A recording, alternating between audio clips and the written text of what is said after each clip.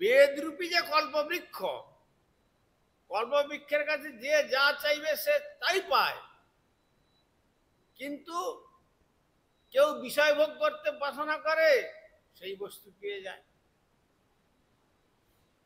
কেউ বা অন্য কোনো ভোগের আকাঙ্ক্ষা করে সে বস্তুর সন্ধান দেওয়া আছে। বিভিন্ন কথা বলা আছে, বিভিন্ন মতের কথা, মানে কিছু আগাছা কিছু ভালো, সব রকম বিস্তৃত আছে। এই জন্য ভগবান বললেন গীতাতে অর্জুনকে ত্রৈগুণ্য বিষয়া বেদা, বেশিরভাগই ত্রিগুণের কথা আছে।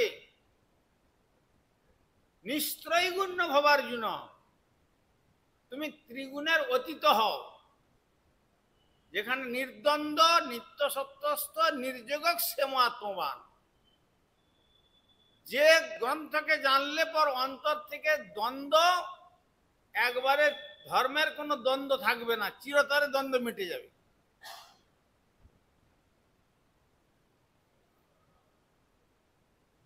আর নিত্য সত্য বস্তুকে জানতে পারবে।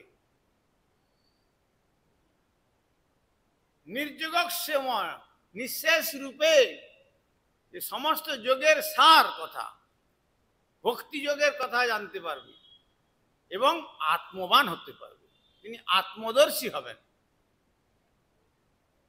সেই জন্য বলেছেন শ্রীমদ্ ভাগবতী কি বেদরূপ কল্পবৃক্ষের শাখা প্রশাখা পত্র পুষ্প পল্লব এসব ছেটে কেটে পরিষ্কার করে দিয়ে একবারে পাকা ফল।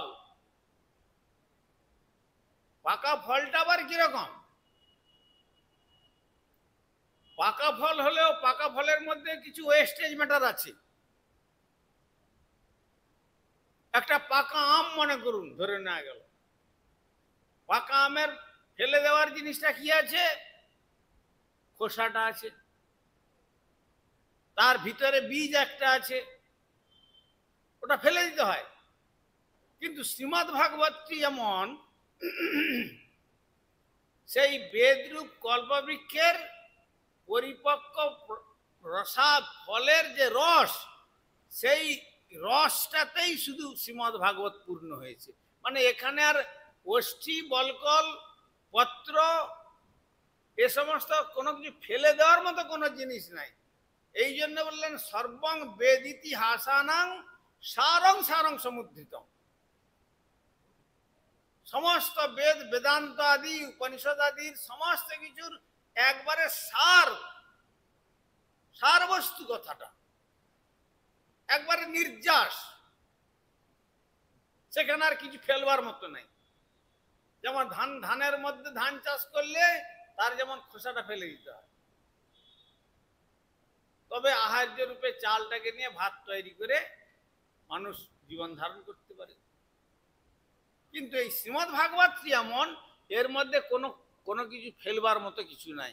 গলিতং ফলম, ফলটা পেকে ফেটে গিয়ে তার যে রসটা ঝরে পড়ছে, সেই রসটার মধ্যে আর কি কিছু ফেলে দেওয়ার কিছু থাকে?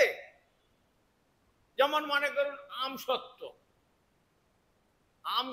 আমের খোসাকে ফেলে দিয়ে, আমের বীজকে ফেলে দিয়ে তার থেকে সত্ত্বটা বের করে নিয়ে যে আমসত্ত্বের যদি বাজারে ক্রয় করে নিয়ে আসা যায়, সেই আমসত্ত্বের থেকে কিছু কি ফেলে দেওয়ার জিনিস থাকে?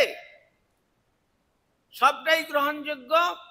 তেমনি শ্রীমদ্ ভাগবতী হচ্ছেন বেদরূপ কল্পবৃক্ষের পরিপক্ক ফলের রস। ভগবান রসবৈষ, আর সেই রসেতে পরিপূর্ণ হচ্ছেন শ্রীমদ্ ভাগবত।